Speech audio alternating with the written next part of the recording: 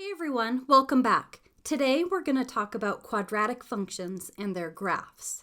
A quadratic function comes in the format f of x equals ax squared plus bx plus c, where a, b, and c are constants and a can't be equal to 0 because we need that x squared term. Now remember that a function is just a machine. We're plugging values for x into the machine and seeing what comes out. Let's look at some examples. Here we need to evaluate the given quadratic function as indicated. For example 1, we're going to find f of negative 3 for this given function. So f of negative 3 is simply telling us to take the given function and substitute negative 3 in for every x. So we'd have 2 times negative 3 squared plus 4 times negative 3 plus 1. Now we just simplify the right-hand side. So negative 3 squared is 9, and 4 times negative 3 is negative 12. 2 times 9 is 18. So we have 18 minus 12 plus 1. 18 minus 12 is 6, plus 1, that's 7. So this tells us that f of negative 3 equals 7. Or when we plug negative 3 into this function f, we get the value 7.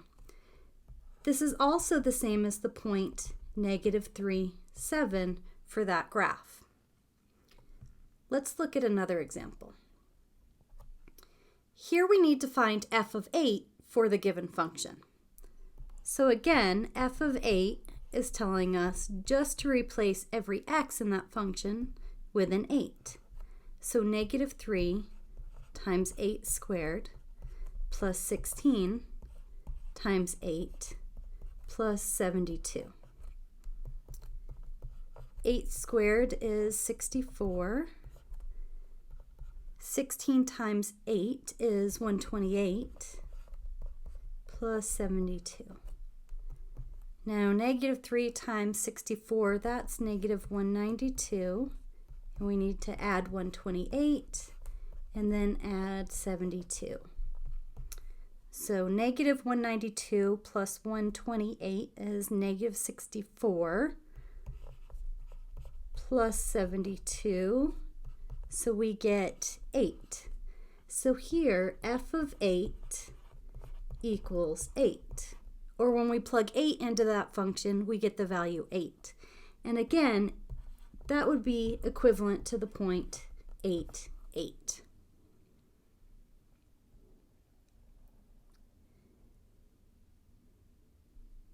So in this example, we need to use the given graph of f to evaluate the expressions. So first, we have f of negative 3. Remember, this means to plug in x equals negative 3 into our function. So that would be negative 1, negative 2. Right here is negative 3. So if we follow the negative 3 value vertically, we see that it crosses the graph here. And that corresponds with a value of negative 2. So f of negative 3 equals negative 2. Or it's the same as the point negative 3, negative 2. Now f of 1 tells us to go to the value of x equals 1, right here on the graph. And we follow this until we cross our graph, which is here. Again, where y equals negative 2. So f of 1 equals negative 2. But that corresponds to the point 1, negative 2. Let's go to page 2 and look at some more about quadratic functions and their graphs. So this graph on the top left, we have two different quadratic functions that are graphed. The blue one opens upward, and it opens upward because a is greater than 0. And remember, the a is the leading coefficient with our quadratic form of ax squared plus bx plus c. So if this a value is positive, you're going to have a graph that opens upward. But if that a value is negative, the graph is going to open downward. Now, depending on if the graph opens upward or downward tells you if your vertex is going to be a minimum or a maximum. When the graph opens upward, your vertex is this point. It's the minimum of the graph. But when your graph opens downward, your vertex is the maximum. So those are both vertex points. And then the equation to find the vertex is h equals negative b over 2a. And h gives you the x value. And then when you have that x value, you plug it back into your function to get your y value. We'll do a couple of examples. Now, the axis of symmetry. The axis of symmetry is a vertical line that passes through the vertex. It's not part of the graph of the quadratic function, but it's very helpful when you are graphing one. So this line in green would be the axis of symmetry because it crosses right through the vertex. And notice that if we were to fold either of these parabolas, these quadratic functions, on that green line, that they're symmetrical. The left side looks just like the right side. Now, the equation of that line is an x equals line because it's vertical, and it's x equals negative b over 2a. This should look familiar. This is the x value of your vertex, which makes sense since the axis of symmetry crosses through your vertex. Let's look at an example. So here we're given a function, and we need to identify the vertex, the axis of symmetry, and whether the parabola opens upward or downward. Then we're going to graph y equals f of x. So we're going to graph this quadratic. So the easiest is going to be, does it open upward or downward? Well, a equals negative 2. So a is less than 0. So it opens downward. Now let's find our vertex. Remember, the x value for our vertex is equal to negative b over 2a. Our b here is 4, so we have negative 4 over 2 times our a, which is negative 2, or negative 4 over negative 4, which simplifies to 1. Now that we have the x value, we plug that in to our function. And then this will tell us what our y value is. So we plug in the 1 that we got for our x value in place of all of the x's in our function. Now we simplify. We have negative 2 plus 4 minus 1, which is equal to 1. So we know that our vertex has an x value of 1 and a y value of 1. So we can graph that point.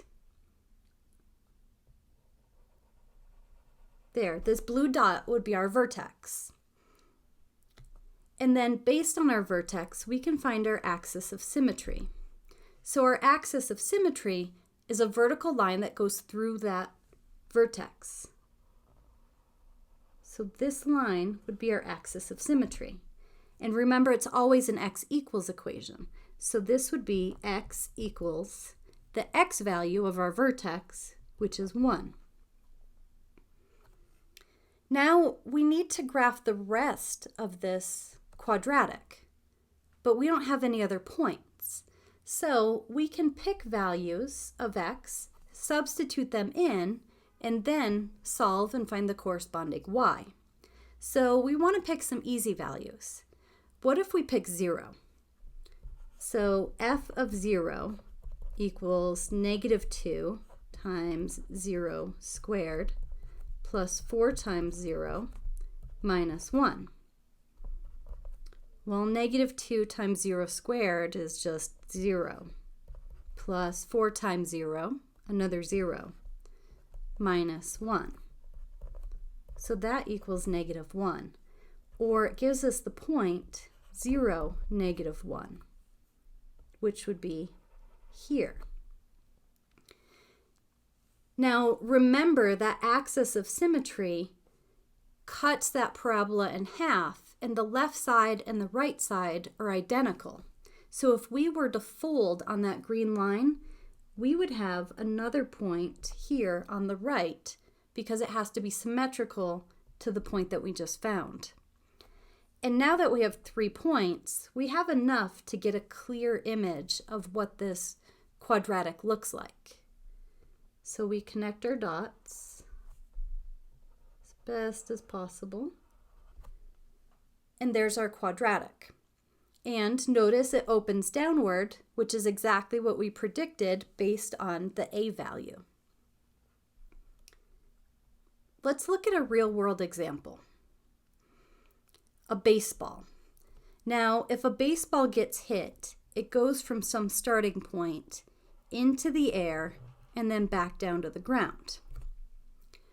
So we're told a baseball is hit into the air, and its height, h, in feet after t seconds is given by this function h of t equals negative 16t squared plus 64t plus 2.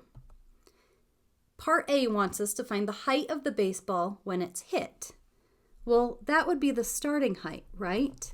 So the starting height would be at time 0. So we need to find h of 0, the height at time 0. So we substitute in 0 for our time.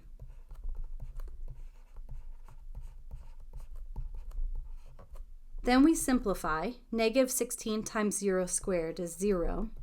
64 times 0 is another 0, plus 2. So the answer is 2. Well, a height of 2 what? Well, we are told that height, h, in feet. So this is a height of 2 feet. So when the ball is first hit, it's starting at 2 feet. Now let's look at part B. Part B says, after how many seconds does the baseball reach its maximum height? The key word here is maximum. This tells us that we have a vertex. Whenever you see minimum or maximum, you have a vertex. We know it's got to be a maximum here because this is a quadratic that opens downward. So there would be our maximum. So to find the maximum, remember the x value is equal to negative b over 2a. Or here, that's negative 64 over 2 times negative 16. Or negative 64 over negative 32, which simplifies to 2. Well, to what? Our x value is t. So t is time in seconds. So 2 seconds is how long it takes for that ball to reach its maximum height. And in part C, we're asked to determine what the maximum height is. Well, the maximum height, h, is our y value. So we're going to calculate h of 2 seconds because we know the maximum height happens at 2 seconds. And we want to know the height at 2 seconds. So h of 2 equals negative 16 times 2 squared plus 64 times 2 plus 2. Or negative 16 times 4 plus 128 plus 2. Negative 16 times 4 is negative 64. And negative 64 plus 128 is 64, plus 2 is 66. And remember, we're finding the maximum height, so this would be 66 feet.